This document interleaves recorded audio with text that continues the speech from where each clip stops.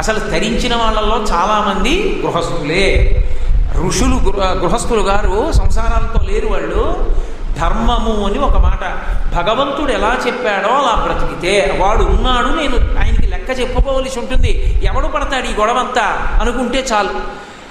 బ్యాంకులో పనిచేసేవాడి దగ్గరికి కౌంటర్లోకి పట్టుకొచ్చి 10 లక్షలు పొద్దున్న పెట్టుకోవచ్చు. కానీ మా తమ్ముడే వచ్చాడు కదా అని 100 రూపాయలు ఇవ్వడు. ఎందుకని సాయంకాలం 2 అయ్యేటప్పటికో 3 అయ్యేటప్పటికో లెక్క చెప్పాలి. అలా ఇందులో ఎన్నాళ్ళు ఉంటావు ఏమో ఎవడికి తెలుసు, ఏ క్షణంలో వదిలిపెట్టాలో. ఆయన పిలిస్తే చేయి కట్టుకుని నించోవాలి, ప్రతివాడిని పిలుస్తాడు, చేతులు కట్టుకుని నించోవాలి.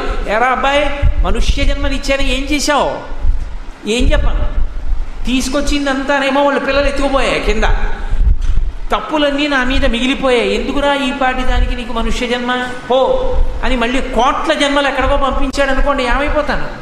అందులో వద్దు, నేను లెక్క చెప్పుకోవాలన్న భయం నాకు ఉందనుకోండి, అదే భక్తి. అప్పుడు తప్పు చెయ్యడు. ఇదే శాశ్వతమా, ఉండిపోతామా, వెళ్ళిపోయే వాళ్ళందరూ.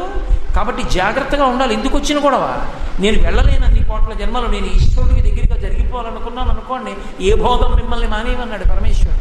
మిమ్మల్ని అంటే నన్ను, మీరు కాదు, మీరు భాగవతోత్తములు, మీ ఏ భోగం మానక్కర్లేదు, ధార్మికంగా అనుభవించరా అబ్బాయి అన్నాడు.